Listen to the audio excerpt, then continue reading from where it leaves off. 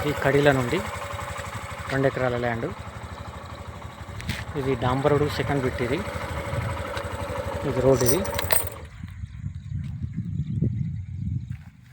ఇక్కడ కడి ఉంది కదా, ఈ కడి నుంచి ఇది దున్నింది మొత్తము 2 ఎకరాల 8 గుంటలు ప్యూర్ రెడ్ సాయిల్.